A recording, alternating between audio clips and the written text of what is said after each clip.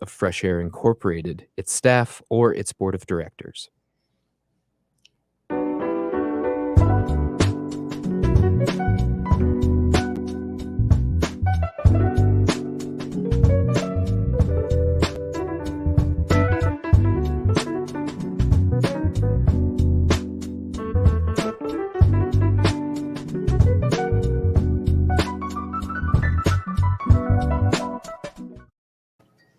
I'm Al McFarlane. Welcome to the conversation with Al McFarlane. Today is Tuesday, September 6th, 2022.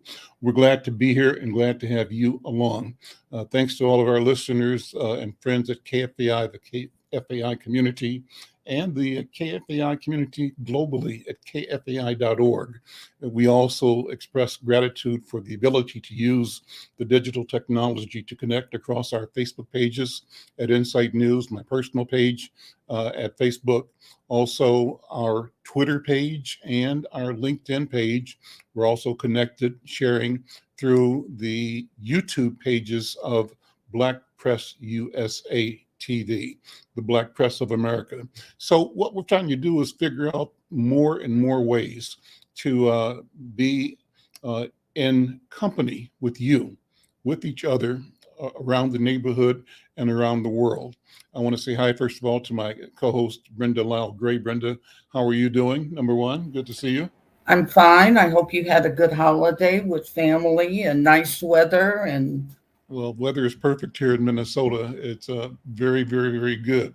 Yeah, Let's we're jump good right here. into the program today. I've got my friend and colleague, the and leader, Attorney General of the state of Minnesota, Keith Ellison, on board. Keith Ellison, how you doing, man? Awesome, man. I'm doing great. Always. Great, Brenda. Great to see you. Good to see you. It was a very good Labor Day weekend. Of course, there was tragedy, and I hear that Tyrone will come on to tell us about that. But Tyrone Terrell, yeah. Mm-hmm. But it is true that we had a Labor Day observance where we had young workers from Amazon, Trader Joe's, Starbucks talking about their organizing efforts to get dignity and better fair pay on the job.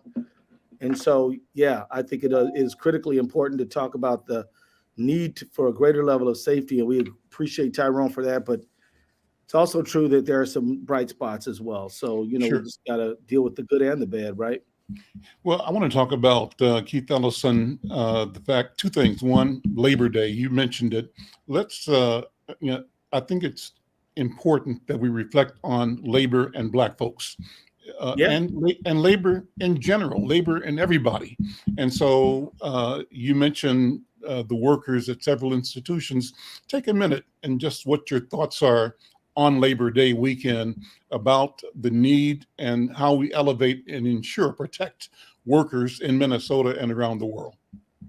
Well, let's start out by saying, that thank you to the people who make the beds, who clean the rooms, the people who take care of the patients. Let's say thank you to the people who put out the fires, who respond to emergency calls when we need them, the people who fix the roads, people who build the roads, all the working people. Let's say thank you to the people who make the lunches, the people who teach the classes, all the folks, all the people who work in our public sector and make sure the paper goes where it's supposed to go. And, we're just grateful for everybody who really labors hard. Now, a special thanks to organized labor. Labor Day began in about 1882 in New York area when they just stopped and said, we're going to give a hats off to labor. Very important to remember that African Americans are very close to labor because we started here as labor. That's what we're doing here. That's how we got here, as a labor source. Very important to keep that in mind. But yet organized labor in the very beginning was organized on a multiracial basis. But then along came like 1900, 1890s, and racism, white supremacy really began to prevail in America, and so did labor begin to segregate. And that lasted right up until the 1930s and 40s until, some smart people like Samuel Gompers and other sort of leaders began to figure out that white labor could always be scabbed by Black labor as long as they locked us out. And one of the things that down in Alabama, Mississippi, Louisiana, that the plantation owners never wanted to see the black workers and the white workers work together. This was absolutely forbidden, and was in Florida, all these places, there were labor groups that were multiracial that were split apart deliberately because they need to use the racial division in order to play one off against the other. But I just remind everybody that, the AFL-CIO at one time was segregated, but at another time it wasn't. And it was actually led the way to help America become a multiracial society. When Martin Luther King gave his famous I Have a Dream speech, the march was not just a civil rights march. It was a march for jobs and justice. And it was paid for by the UAW along with a few other donors. But that's why Walter Reuther was a major speaker at the March on Washington. Who's Walter Reuther? He was the head of the UAW, United Auto Workers. How do I know that? Well, I was born and raised in Detroit, Michigan. You can't know anything about if you're from Detroit and you say you don't know what the UAW is, I want to check your credentials. Right. So you're not from Detroit, right? Yeah, you ain't from Detroit. You might not even be from Michigan. So my point is that my family came to the north because of in search of these industrial jobs. That's what attracted my grandfather to come to Detroit from rural Georgia. I'll just note that labor was there during the fight for civil rights. I mean, when we lost Martin Luther King, he was in Memphis, Tennessee, with a AFSCME group fighting for sanitation workers. Yep. And so organized labor and African Americans we've been together. Then we were separated by the prevailing winds of society. Then we came back together out of necessity. And I just think it's important that we stop and we acknowledge the importance of labor. Now, it is important to note that a very, very important marker came across the desk recently. 71% of the American public says positive things about organized labor. This is new because for a long time, you were able to get the industrial owners to think that unions were bad. And it's kind of crazy because it's like, okay, the institution is here to help you get better pay and safer working conditions is not for you. Wrong. Now, that's not to say that unions have always been perfectly honest. There's never been corruption. There's never been problems with unions. Of course there has been. If they're human institutions, there's been problems with them. But on the whole, unions have been good for African Americans. One of the people who I grew up watching was a guy named Horace Sheffield. He was a big deal in the labor movement, and people like Bill Lucey. These are African American leaders. A. Philip Randolph was head of the perhaps the largest union in the country, and he was the first one to threaten a march on Washington. Told Roosevelt, "Hey, this is wrong, and we're going to do something about it. We're going to strike you." And he said, but bottom line is the African-American community and the labor movement are movements that, as I said, it hasn't been always a crystal stare. We don't want to be blind to the issues, but we don't want to be blind to the positives either. Al, I think you'll agree with me that so often we're so busy to point out the real things that happened that were wrong. We're slow to point out the real things that happened that actually were pretty right. And African Americans in I don't think I'd be in law school. I wouldn't be the Attorney General of the state of Minnesota today if my father and my grandfather had not been able to join a union, get a union paying job, and be able to take care of me and my brothers, quite honestly. It is what gave us an opportunity. I'm Al McFarlane. You're listening to The Conversation with Al McFarlane. My guest is Minnesota Attorney General Keith Ellison, and we're paying attention to homage to workers, Labor Day. And Keith, you used the holiday, I talked to you briefly yesterday, to hit the campaign trail. Yeah. Talk about the campaign. What's going on with your campaign and what's going on with the midterms in general? What's at stake? And what are you doing to ensure that you can succeed in remaining Minnesota's Attorney General? What are the challenges for the voters? Well, there's so much at stake. First of all, a woman's right to choose is at stake. And I just want to remind African Americans, it's not about being pro or anti-abortion. It's about women having the choice. what we're really talking about is this woman going to get arrested for choosing not to take a pregnancy to term, or is she going to be free to make that choice on her own? That's what we're really talking about. Bottom line is, choice is something that is very important to freedom. If you don't have choice, you don't have freedom. And so that is on the line. My opponent is dead set against it. He's not for your rights to make a decision on your own about your own reproductive life. And then also, what else is on the stake in my race? Well, I have been a lifelong advocate for consumers, for workers, for small business, for farmers, for racial injustice, for justice of all kinds. And my opponent simply is a hedge fund lawyer. He represents hedge fund investors. Now, I'm not here to trash hedge fund lawyers, right? But is that a good qualification to be a consumer justice advocate when you have never done it in your life? One kind of wonders. One wonders, why do you want this job? Mm-hmm. Is it and what's the answer? I mean, the fact that maybe his reason. I'm speculating, but maybe some of his clients would like the fox to be inside the hen house. Well, it's like the Trump appointees to the courts. How do you dismantle the progressive mandate? You confuse, and you also take critical positions that make critical decisions that roll back gains. Well, Betsy DeVos was against public education, and she was the head of education. Yep. The guy who was against, on the head of the Department of Energy, was against environmental protection. And so many appointments that Trump made were people whose whole life was the antithesis of what it was they were charged with doing, right? Department of Health guys against everybody getting health care. I mean, so on and on. So to me, it's very clear that people say, "Oh, your opponent doesn't even understand what the job is." I'm like, he understands perfectly well what the job is. We're not talking about ignorance or stupidity. We're talking about more insight.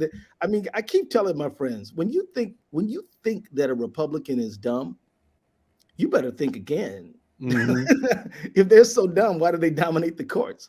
If they're so dumb, why do they got 6 Supreme Court justices ready to destroy precedent after they pledge not to? They're actually pretty crafty, and you better be on your toes dealing with them, because they have an agenda and they mean it. They're not playing. Listen, so that brings me back to something that I want you to comment on, Keith Ellison. Next Tuesday, I believe, we're going to hopefully have the mayor, Chokwe Lumumba, from Jackson, talking about the dilemma. But the dilemma is not just water. The water crisis represents what you were just talking about, the policy and the practice of marginalization, of suppression, and of power, and of money. And so 2 questions. One, how do you read the challenges of the residents of Jackson, Mississippi, in the city and the state's failure to protect their health by providing clean water and a system that works? How do you read that? What's the political meaning in that? And then could it happen here in Minnesota? Well, it certainly could happen here in Minnesota. In fact, it is the natural result of decade after decade disinvestment in the needs of the people.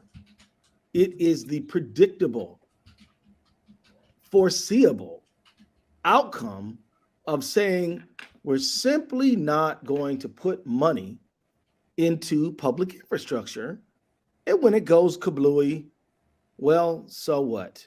Mm-hmm. We're rich enough to get water, or we'll just move to our second home in New Orleans or New York or wherever. I'm telling you that, the elites of Mississippi, they don't just treat, Mississippi is not only a state where Black people have been mistreated and held in slavery and then Jim Crow. You don't want to be no poor white person in Mississippi either. The way that they oppress the poor whites in Mississippi is by saying, at least you're better than them. Mm-hmm. And so then we're going to give them nothing. We're going to give you next to nothing. And so that's how they work this thing. And you got to fight to keep it. Right. And And the yeah, and you problem got is to them. fight to keep your next to nothing. I mean, Yeah, it was that's right. it was President Lyndon Baines Johnson who said remarkably, he said, you know, if you want to pick a man's pocket, you tell him that you tell the lowest white man that he's better than the highest black man, and if you get him to believe that, you will be able to pick his pocket. That's what the president of the United States said, Lyndon Johnson. Mm-hmm. So it's very important to keep these lessons in mind that there are consequences to this, and the disinvestment, underinvestment, misinvestment, and it's a bad thing. I mean, let me tell you, you could have fixed this water system 10 years ago with 20% of the money you're going to have to spend now. Mm-hmm. But they're like, nope, nope, nope, nope. And all some politician has to say is imply that the population of Jackson has got a lot of African Americans, and then it's like, well, we're not gonna invest there. Mm-hmm. That's what happened in Flint. I mean, people can say whatever they want. No, you cannot disconnect the demographics of Flint from the public policy money appropriated in Flint and Jackson, Mississippi either. But this is why I'm arguing for a multiracial democracy, why I'm arguing for human solidarity without regard to your color or your race. Let's lift up everyone, and let's stop all these old ugly politics of the past, where somebody can think, well, I'm probably not going to be hurt because them other people who don't look like me are going to be hurt, and I'm going to be safe. Well, no, can't nobody in Jackson get water now. So who's benefiting? The bottom line is it's a failed policy. It is the natural foreseeable outcome of disinvestment. Let me just say this. I think the next thing that you're going to see is they're going to try to somehow blame Mayor Lumumba. Mm-hmm. Do not believe this. It is not true. Mm-hmm. Because that's always the game. You know, one thing about wrongdoing people, they never take responsibility. You ever notice that? If you think you're going to wake up one day and Trump's going to say, you know, my bad, I was wrong, man, I shouldn't have done that. People with no character don't suddenly get character, right? And so, you know, they're going to look for a scapegoat, and I'm assuming it's going to be Mayor Lumumba. But he's smart, he's communicating, he's talking about it. He has a record of raising the problems and the need for the water infrastructure in Jackson. There is a long, long record, and all we got to do is just watch the facts to know that this was a statewide failure, as I mentioned, of disinvestment in urban areas and areas associated with high Black populations. And so I think that it is. So could it happen in Minnesota? You know, quite honestly, let me say this on behalf of Minnesota. I mean, again, I've lived here my entire adult life. I do love the state of Minnesota. But I'll say this: Minnesota has something called fiscal equalization. It has this system where we collect tax money from the highest, most wealthy areas, and we redistribute it to the areas where people do need police, fire, and public works. It's called local government aid. It's fought over at the legislature all the time, but it is the thing that has kept Minnesota from developing what you and I know are slums. You know, every Black person I know in Minnesota will be like, well, where's the ghetto at? Even North Minneapolis, Frogtown, and all of them are, I mean, you know, that's like not that bad compared to some of the roughest, toughest places in Chicago and Detroit and in Cleveland and other places. Why is it? Because of local government aid, because of a program that redistributes wealth from those who have, those who don't, and make sure that everybody has basic public works. Now, in places like Michigan and places like Mississippi, they don't have any such thing as that. They're like, you're on your own. Good luck. So really, in order for Jackson to get a water system that's functioning, you're going to need state officials to partner with federal officials to fund that program. Now we're going to find out if they're willing to do it or not. Are they, you know, and so, you know, but the bottom line is it was completely avoidable. It didn't have to happen. And it's a massive infrastructure failure. And it's on the heads of the people who have governed that state for the last 150 years. I'm Al McFarlane. This is The Conversation with Al McFarlane. My guest is Minnesota Attorney General Keith Ellison. Keith, I know you got to leave in about 5 minutes, a hard stop for the conversation. Let me bring in your friend and mine, Tyrone Terrell, for the last 5 minutes of the conversation. Hey, Tyrone. Hey, brother, how you doing? You guys go Good to back see you, man. forever, like all of us do. But you and Tyrone were co-hosts on radio in Minneapolis for years and years on Yeah, we were KMOJ. So people a few know, years ago, but know your voices. Yeah, but it's good to see you. So let me come back, Keith, and have you close on the campaign. You mentioned early on critical issues. How do we yeah. mobilize our people to show up strong at the midterm? Why is it important that we pay as much or more attention right now as we have in the general election? Well, as I say, and I'm sure Tyrone has said, if you're not at the table, you're on the menu.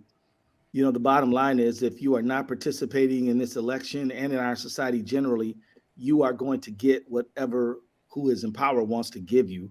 I would say take control of your life. Now, I would say that voting is not the only way to be an active citizen, but it is a very important way. One way to be an active citizen is to listen to conversations with Al McFarlane. That's a good way. Another way is to write letters. I mean, Tyrone is working on everything from community crime and violence, criminal justice reform, civil rights. These are all ways to do it. You don't have to be as active a leader as you, Al, or Tyrone or Brenda, but you can do something. Not everybody can do everything, but everybody can do something. And we need you to, I would say, take a shift, sign up for a shift on my campaign. Come on down. We'd love to have you. Knock on some doors, talk to your neighbors, call people, gather people who invite me to your block. I'd love to come. And we just kind of get folks out. And we work on these issues of public safety. We work on these issues of infrastructure, human rights, civil rights. Since I've been in office, my thing has been, I want to help people afford their lives and live with dignity, safety, and respect. That's not too much for anyone to ask for. I can say my opponent's not about any of those things, and yet that's what I've dedicated my whole life to. So if anybody thinks, "Oh, brother Keith gonna win, you got this, brother," I'm like, think twice. And I want to just say thank you to Tyrone and Spike Moss. You guys pulled some folks together for me the other day at Taste of Rondo. It was a lovely event. It was great. We had a lot of fun, didn't we, Ty? Oh, I had a great time, brother. And we need to do more of those for you. We need, I think Brother Keith touched on it, Al and Brenda, that this is not a guaranteed victory for us. Mm-hmm. That for the first time ever, we have had access to the Attorney General's office. Mm-hmm. And I'll call brother at 8 o'clock, 9 o'clock at night and say, "Brother, I need you tomorrow morning." He laughing. He shows up. And he shows up. He will cancel something, particularly in the best interest of our community. And so normally when it's a non-presidential election, there's probably a 25% drop in our community voting. That's right. And we cannot have that in this election. So I've encouraged, particularly in St. Paul and all of our pastors, to put the word out to folks. We need to vote 25% higher. That's right. This time, not lower, and do not take this for granted. Because that's right. Hey, Ty, can I just tell people this before I got to run? Al, well, we got unemployment for the young people in our community. That would not have happened.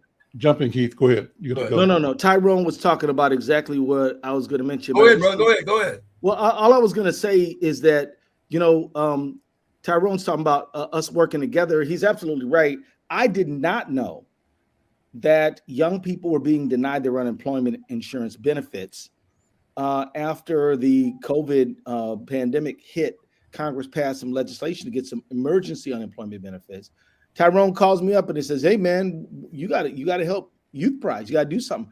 And when the brother handed me the baton, I went and tried to run with it. And we've done that on like, I was so overjoyed to meet the African American police officers group the other day. Mm-hmm. I mean, this is the kind of thing that we're just working together, helping the community like we always have done.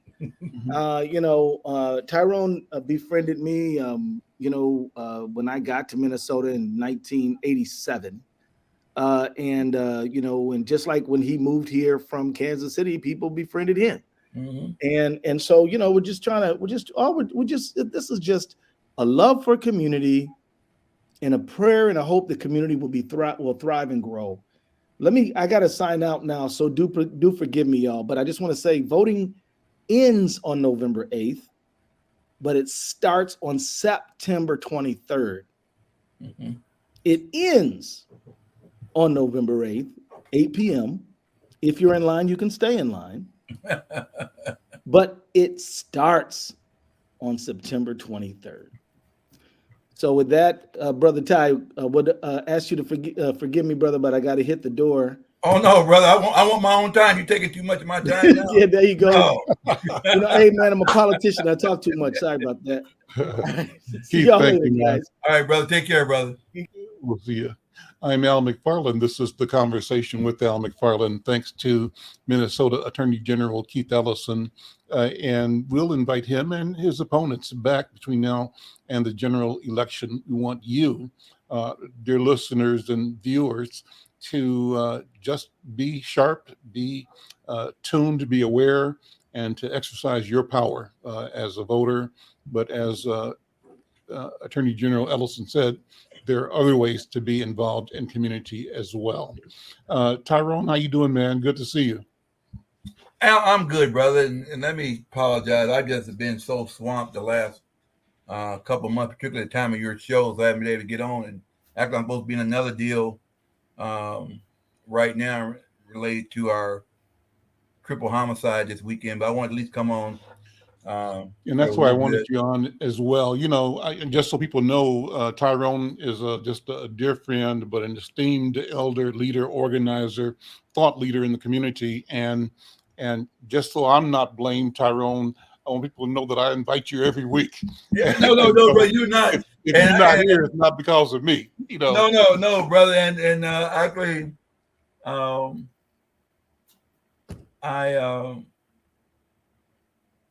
But you're busy. I get that. All of us are busy.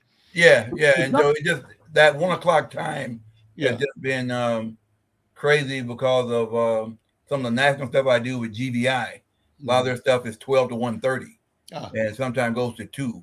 But I always want to be here. I mean, and I know I always have an open invitation to be here. And I tell you what's funny that, as you know, my good friend Clyde Turner passed, and we were doing some of the homegoing stuff and got on a call with my Ron Behagen, and then your buddy Kamal was on the call, and he asked me, did I know Al McFarlane? I kind of laughed when he asked me on the call, did I know you? And so we've had that connection a couple months ago, but it's just tough times right now, Al, that we continue to have these homicides and murders that are being done by our people. And some folks say to me, well, brother, don't just say our people. Well, I wish I could say it wasn't us. Yeah. I really do. I'd love to say it was Latino, Asian, indigenous, white, whatever you want to call it, right? But I did a thing at a church in St. Paul a month ago, and I wore this hat, Al. And 5/531, and told the people in the audience, if you can tell me what these numbers mean, I'll buy you and your family dinner anywhere you want to go in the Twin Cities. Nobody could tell me. But the 5 stands for George Floyd, Philando Castile, Dante Wright, Boogie Winston, and Jamar Clark. Well, we almost burnt the city down, and particularly for George Floyd. The 531 are black-on black murders in the same time period. And we didn't set a trash can on fire for those. A 2-year-old baby, 3-year-old, 4-year-old, 5-year-old, 8, 9, 10, and up. We did very little. And so when is the Black community going to take ownership and responsibility for what's going on in our community? We have a 100,000-pound black elephant walking through the community, and we say we don't see it. We ignore it. And just like yesterday, we have 3 people killed, 2 black females and a black male, a Latino female, and another black male shot. Was that yesterday or the day before yesterday? The day before yesterday. I'm sorry. We had the press conference yesterday. And Walk us through that. Tell us what happened. Just describe that, because somebody who's not from here listening or watching will want to know just kind of what happened here. Well, the particular why the shooting took place is, and there's speculation on it, from drug deal going bad, somebody owing somebody money. But for an individual to take out a gun and shoot 5 people, killing 3 of them, wounded 2, who's now still not in custody, which was why we had the press conference yesterday, urging him and his family to turn himself in, because an individual's already killed 3 times and shot 2 others will shoot and kill indiscriminately anybody right now.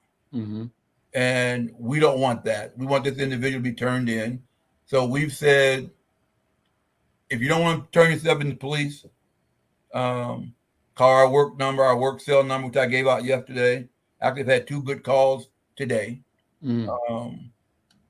And so we may get him turned in today, where we said we would orchestrate a safe way for him to turn himself in, which is best for him, which is definitely best for our community.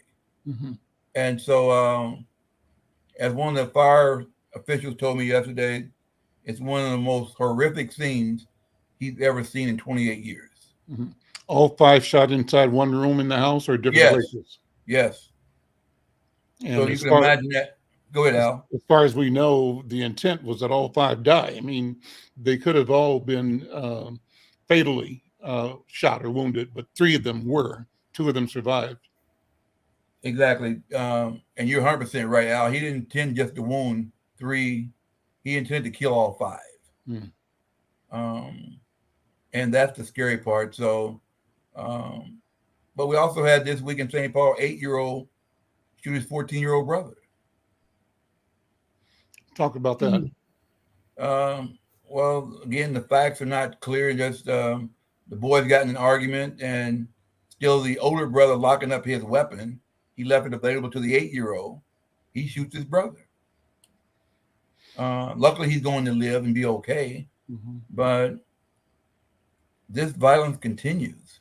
And then, Tyrone, you had the incident at the state fair, I think on Saturday night or Sunday. Was it? We had it Saturday night after the after Dinah Ross was done. And from all people I've talked to, a marvelous show. That Diana at 80 years old still has it, or 78. But then again, Al, our youth, not white youth, not Latino youth, not indigenous, our youth decided to come to the state fair in large numbers and be destructive. And what I heard on the news, I heard Chief Harrington, the head of the Commissioner Harrington, head of the Public Safety Office for Minnesota, former senator and former police chief of St. Paul. He said that, or either the chief of the fairgrounds said that they noticed these bands or groups of young kids in conflict off and on throughout the day. And that the conflict early on was generally a fist fight or shoving or pushing or naming. But apparently there was a palpable presence of tension among different groups of kids. They never said black kids, but we, presumed that these were our kids. And Al, 100% ours. Okay. Yeah. Okay. And then at the end of the day, it ended up with someone shooting someone. And as I understand it, that person, the gun person, still not apprehended. Or do you know if there's any difference on that so far? Know who the individuals are, but not apprehended as of yesterday. But the fighting that was taking place early on was pretty much broke up by our ambassadors and other community folks working the grounds that were we probably had 40 or 50 non-law enforcement personnel on the ground. These were individuals who came at the end of the night, who tossed their guns over the fence at a different location, came through security, and went and got the guns. And so there were several fights during the day. But again, the non-law enforcement personnel were able to use all those. And because many of the young people we know, right? So if you can just get a couple of them to break it off and separate them and send them on.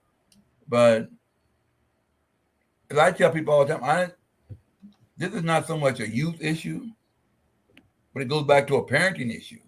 Mm-hmm. Okay, that even the individual that shot these 5 people yesterday, if I turn the clock back and check his environment and upbringing, it will answer all my questions about why he did what he did. You killed 3 people and shoot 2 other people over whether it's money, drugs, a former relationship, whatever. And it was not a domestic, nothing related to domestic. Let me make that perfectly clear. But you can't, there is no restitution now for him. Mm-hmm. He can't heal that wound for families that now have lost their loved one in a senseless manner. But my thing is, if we don't get ahead of this out in St. Paul and Minneapolis and across this country, every time I check the crime stats in Kansas City, and Kansas City does it a little bit different than what we probably should do, they'll tell you kid 14 shot on 56 and whatever. You know what I'm talking about? Mm-hmm. It lays it out with a couple sentences. But the number of 14, 15, and 16-year-olds being even shot and killed in our hometown is crazy. Mm-hmm. But again, none of these children come out their mother's womb with a pistol in their hand. Mm-hmm. So if we don't change the home environment, and it's not always just about money. Loving a child can cure a lot of problems. Because a child that's getting all the love that they need don't even know they're poor. Some night won't even know they're hungry, because if mama's taking care of you, she's going to give you the last hamburger, even if she goes without. But we have so many broken homes. And if we don't fix that, we've got 2nd and 3rd graders right now, just as violent, that are coming and will kill. Guaranteed. How do you say that? How do you make that statement, Tyrone? What gives you the confidence to say that is the case? Bro, just being in schools, seeing, doing a walk of school last year when the principal told a 30-year-old little boy to get out of the hall and go back to class. And the 3rd grade boy said, "Don't make me go home and get it." Wow. And she said, "What?" And he said, "You know." And she actually told me the next day when she saw him come in the building, Mm-hmm. she was scared. 3rd grader. Did he go home and get it? Mm-hmm. Or when you call a parent and say, your 5th grader's acting up, right? And the mother says, "Don't make me come down to the school for you." And it happens way too often. And I'll go in any school, talk to any teacher. They would tell you what they deal with every day is more behavior, more psychologist, more social worker than teacher. Mm-hmm. And so, but again, there's that old saying, we're downstream pulling kids out of the river. Mm-hmm. We better go upstream and see who's putting them in. Let's And talk right about now, the Black community is putting them in. And I understand white supremacy, racism, all that. We dealt with that from slavery through civil rights era, and even when Keith was talking about Labor Day and all that. But in 1882, when all that was done, brother, we was, even though the Emancipation Proclamation was signed, I think, 1863, right? Mm-hmm. 19 years later, we still in slavery. Mm-hmm. 1882, that whole labor movement wasn't about us. It was not about us. It was about white folks who were being forced to work 12 hours a day for 6 days a week. And they wanted to cut that down to 8 hours a day and 5 days a week. Mm-hmm. But it wasn't about us. Mm-hmm. It was not about us. We still working 12 hours a day as maids and whatever little job that we could get in those times. And so yeah, Al, so when you ask, and that's a great question. Mm-hmm. But I would say, brother, go in any school, pick one, I'll meet you at Lucy Laney, Nellie Stone Johnson, and get a tour. Get a tour. Harvest Proud. Mr. Mahmoud would love for you to come. But brother, it's not the children's fault. Mm. If you don't love a child from 0 to 6, their nurturing years, you got a problem. So that kid is angry not so much at a teacher or a principal or a classmate. They're angry at the world. Mm-hmm. Mm-hmm. But I had a situation over here where a 14-year-old boy in my group called me and said, my cousin's 12 and he has a gun. And would I come talk to him? I go talk to him and I say, well, little brother, why you got a gun? Mm. He said, well, my mama's in there high right now. He said, a man twice has come in my sister's room trying to touch my sister. Mm. I bought a gun to protect her. Mm. And he bought a gun. So the 12-year-old said he bought a gun. Yeah. Well, yeah, Just bro, that. you can go on the street and get a gun $50 anywhere. You can walk out on the street and get one. Mm. But he said, well, I'm a 4-0 student. I belong to no gang. He actually showed me his grade card. 4-0 student now. But he said he wasn't going to let anybody do something to his sister. Mm. But his mama was that high, brother. Mm-hmm. Mm-hmm. And so we got social workers involved and, got him taken care of.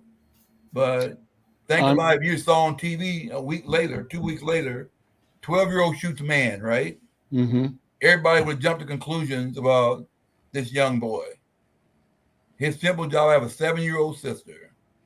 My mama's a junkie. And she let men just come in and out. And one came in the room for his sister. Mm-hmm.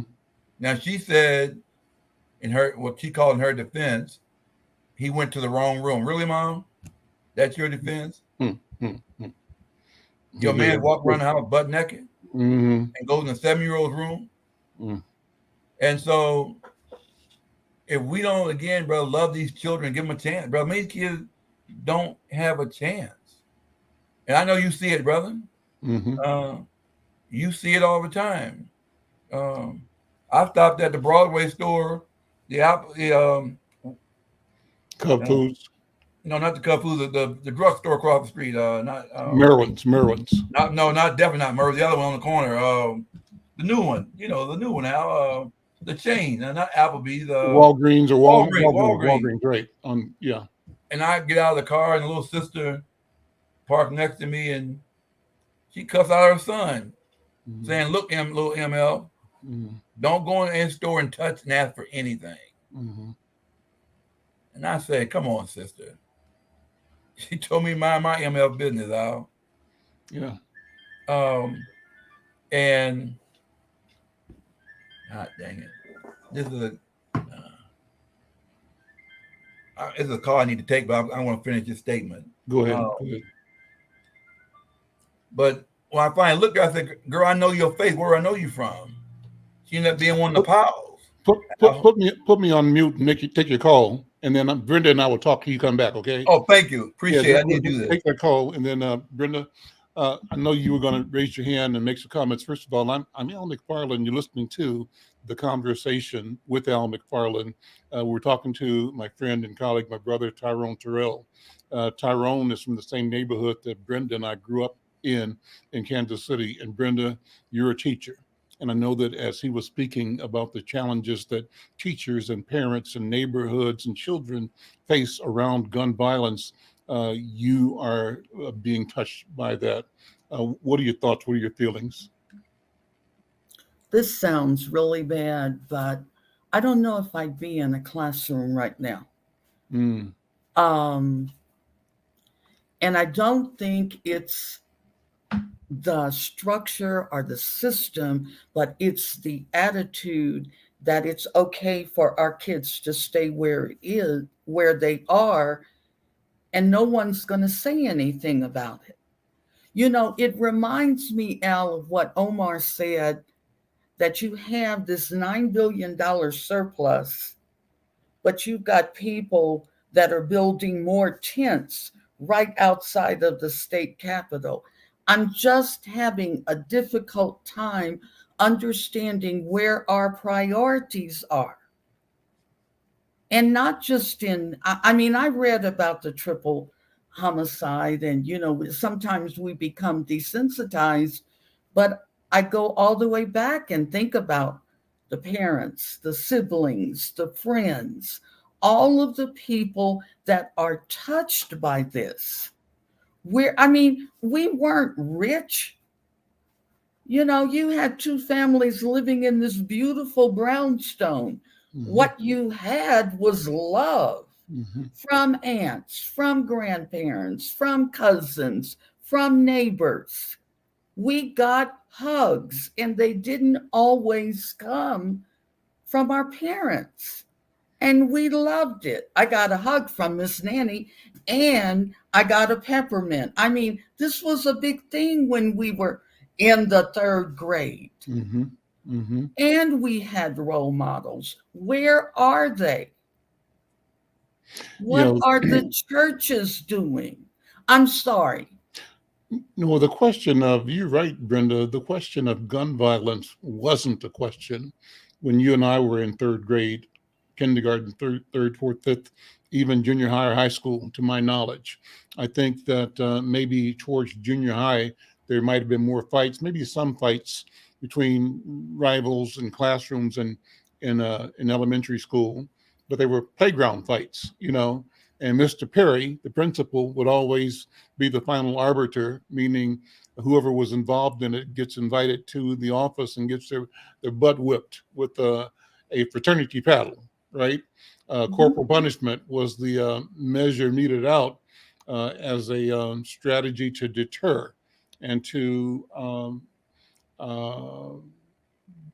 punish bad activity, bad behavior. I think in junior high, maybe fights on the central junior high campus, but never to the point of the violence that Tyrone's talking about, and certainly not even in high school. You at Central, me at Westport, I don't recall the threat of a gun ever in high school. You remember Maynard Cooper.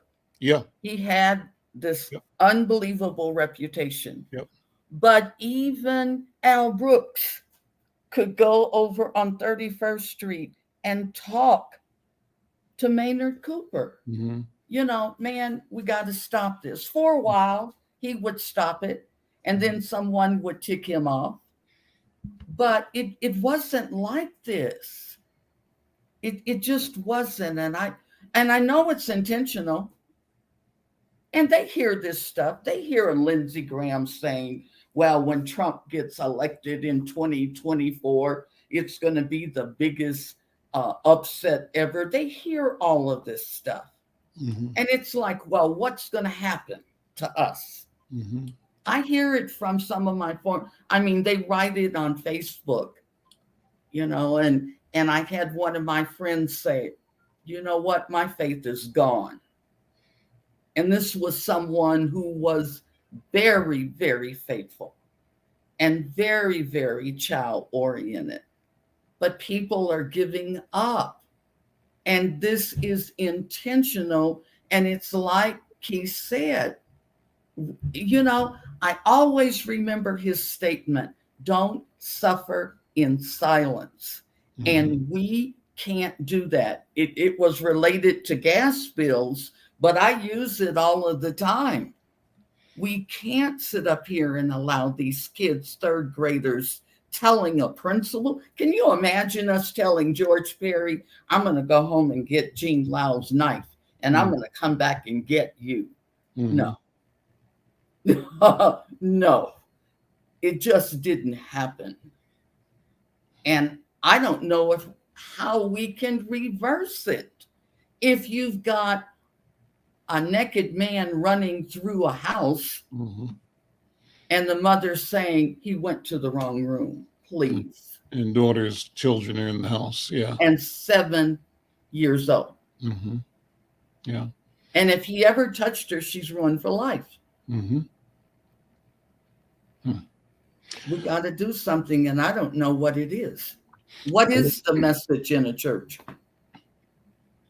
Well, we're standing by. Tyrone Terrell is on the call with us. He is actively involved in addressing the issue of the triple homicide yesterday or this weekend, Saturday, I think it was, or Sunday in St. Paul.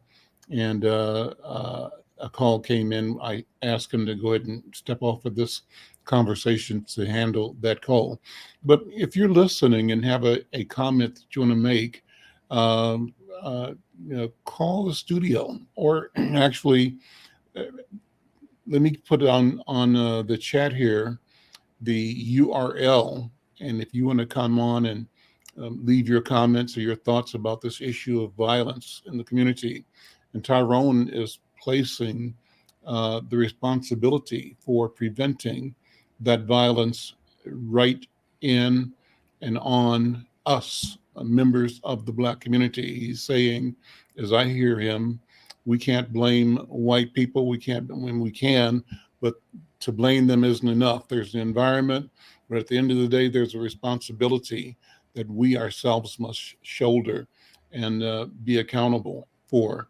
So if you have comments, thoughts, feelings about that, we're going to put the URL to the link under the screen here. Dial in. We can add your voice to the conversation. I'm anxious to know how this conversation, how these events are impacting you, your peace of mind, your personal safety, your sense of what the community is facing. So, Vosh, if you would put the URL in the crawl here, so that if there's somebody listening, they could join the call. And you could also call the studio, but my preference is to have you actually join the call via video. Let's see. Brenda, as we wait for that, any other thoughts, feelings? What do you think? I think Tyrone had a year ago, I remember you were interviewing him, and he talked about taking care of one block. Mm-hmm. And I write about that a lot, not knocking on the door. If we didn't see Nanny for 2 days, somebody was going to check on her. Mm-hmm. If the man next door needed medicine or whatever and couldn't go, we were there. Even teenagers, would tell their parents, you know what? I haven't seen Miss Mason. Maybe someone needs, it was that way. And Tyrone was saying that doesn't cost any money. Mm-hmm. Pull up, ask Miss Fanny, is her grandson okay, or whatever, just in one block. And if everyone took a block. But it's not happening. We don't even speak to each other anymore. Tyrone is back. Let me bring you back in, Tyrone. I hope things are okay. Great. Yeah, we just got a great thing here. So yeah. No, go ahead. I was listening to what Brenda was saying. Go ahead. But I remember that, Tyrone. I remember you're saying the one block, and that's the way it was with us. And we don't do that anymore. No, I asked the group on yesterday at KG for his granddaughter, who had been 8 years old yesterday. Hmm. And one thing Brother Spike said at one of our Men on March dinners, Al, 3-4 years ago, if men stand up, little boys will sit down. Mm-hmm. Yep. The men in our community have to stand up, because even for a young girl, if she sees a positive man in her house, a positive male role model, then that's what she's going to migrate to, right?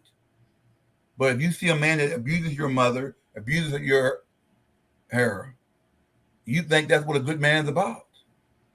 And so we need to get back to loving each other. And again, if it's just your block, everybody on your block. And can you help a 15-year-old be a mother? She's not a mother. I don't care what she says. She got a baby, but she has no clue about we had mothers. Mm-hmm. And so we need help with that with our young people. I was in court with Judge Stevenson, and a 16-year-old boy was getting ready to be sentenced, and he told Judge Stevenson, please don't do that because I had a baby coming. 16. Judge Stevenson said, this is your first one? He said, no, I got 5 other children. Oh my. At 16. So what are those 6 children going to have a chance to do? He'll never get a job, Al, because the child support will eat him alive. He'll have more kids, more than likely. He will not go stop at 16. But what chance does that 6-year-old child, he's going to have a chance if somebody doesn't intervene in that family or in that community or on his block to help those young girls with those babies? 16 out with 6. That brings tears to Think my about eyes. it. I'm sorry. What did the judge do, Tyrone? He gave him some time. It's not, I mean, just in terms of what he deserved, you know, and wished him well with the kids, right? Michelle Madison, who watches every day, says there have been almost 300 murders in the Baltimore area so far this year. And unfortunately, most of the victims and perpetrators are young Black people. People are beginning to see this as normal. Oh my Mary God. Davidson is in Atlanta. She is right on point. She said that she enjoys, she is in Atlanta, but she enjoys the episode because she's learning a lot. And that what we're talking about is not commonly discussed. So she's being saying thank you to you, Tyrone, and us for having this conversation. And Mary Davison, thank you for listening. And Michelle, thank you for your comments. Tyrone, what do you think? I agree with her. I mean, it has become normal for us. Mm-hmm. It's no different than the weather, the sports, you name it. We got motivated, I guess, if you want to say people have more interest when it's 3 people. But we continue to have these senseless murders over nothing. Mm-hmm. Over nothing. Mm-hmm. And again, we don't cut the feeder group off. Baltimore has been having this problem when they had that one show, The Wire. Remember that show? Yeah. That was Baltimore for real. And we continue to have these murders go on in our community. And we ignore it, Al, and we can't keep ignoring it. Whether it's North Side, South Side, St. Paul, if the Black community doesn't stand up and say no to this and stop acting like this 100,000-pound black elephant is walking through our community, destroying our community, because 96% of our children are doing the right thing. Mm-hmm. But that 4% or that couple hundred that went to the state fair put a stigma and an umbrella on all Black children. So what do we do, Tyrone? What do we do? Brenda said it. Brenda gave the cure. We got to go back to what we used to do, loving each other, being respectful of each other. There's no quick Band-Aid, no quick pill, no fun that's going to do this.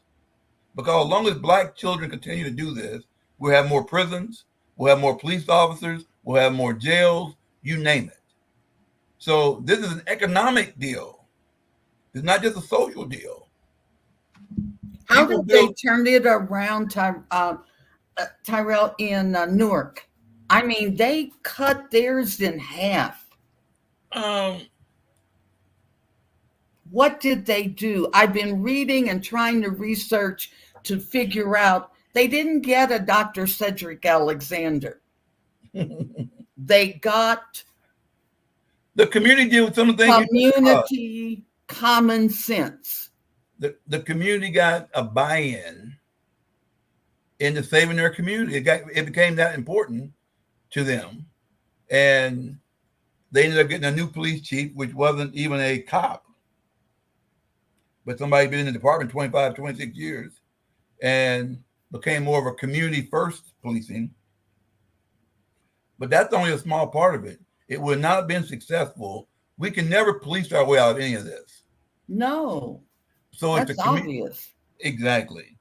But until we as community take it back. And yesterday I said to the brothers on the corner, how many of you are being fathers to your children, to your grandchildren, to your neighbor's child? It ain't always be don't always have to be your child. The old village concept that we always talked about was more than just your own children.